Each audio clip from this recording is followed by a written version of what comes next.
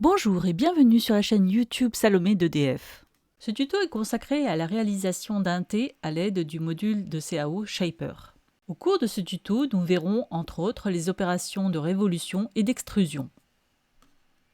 J'active le module Shaper. Je vais dans Part et je crée une nouvelle part dans laquelle je construirai mon thé. Je commence par définir des paramètres principaux qui caractériseront mon thé. Dans l'arbre de construction, sous ma part, je retrouve la rubrique paramètres qui regroupe les paramètres locaux propres à ma part. Je clique sur Add pour créer de nouveaux paramètres comme le rayon du corps du thé, l'épaisseur du corps du thé, le rayon de dérivation et l'épaisseur de la dérivation.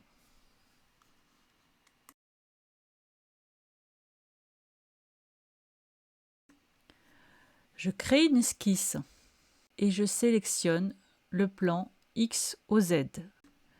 Je crée le cercle extérieur et j'attribue à son rayon la valeur du rayon du corps principal. Je crée le cercle intérieur qui aura pour rayon la différence entre le rayon du corps principal et l'épaisseur de celui-ci.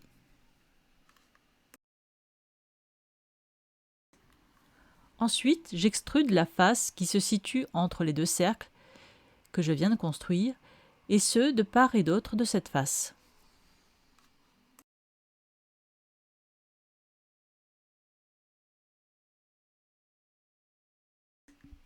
J'affiche le plan YOZ et je me place dans celui-ci. Je crée un segment le long de l'axe OZ dont une extrémité se situe en haut. Il s'agit d'un segment de construction, je coche donc Auxiliary. Toujours dans ce plan, je construis ensuite un rectangle dont je dimensionne la longueur.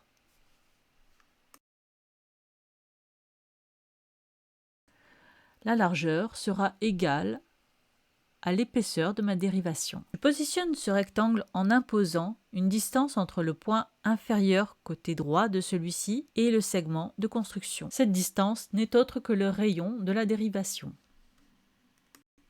Je trace un second segment de construction. Celui-ci est horizontal et a une extrémité en haut.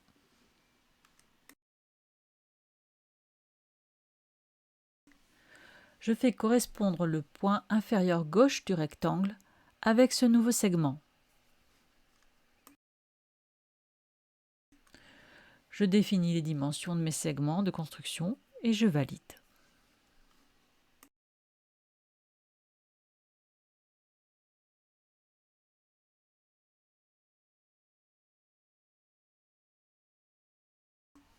J'opère une révolution complète de mon rectangle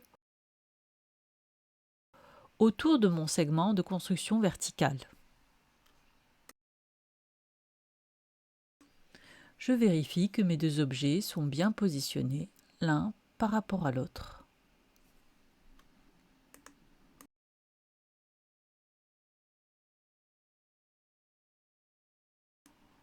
Je sélectionne une face extrémité de mon cylindre principal pour réaliser une extrusion cut.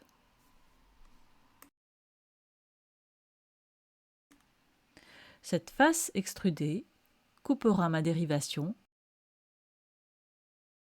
et cela de part en part. Je vérifie, via la prévisualisation, que tout va bien.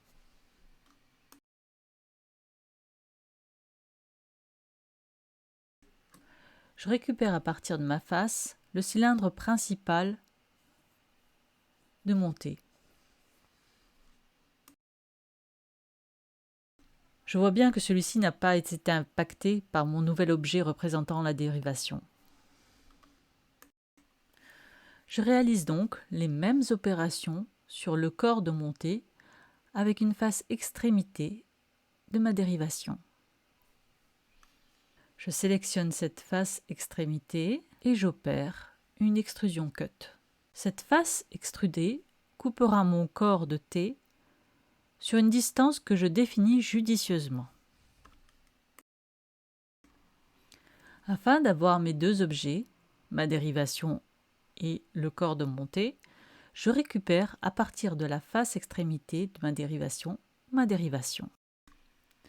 Je vous invite à voir notre seconde vidéo sur Shaper pour comprendre comment découper la structure en T pour obtenir facilement un maillage hexaédrique. N'hésitez surtout pas à nous faire part de vos idées pour de nouvelles vidéos. À bientôt sur notre chaîne YouTube Salomé. Merci.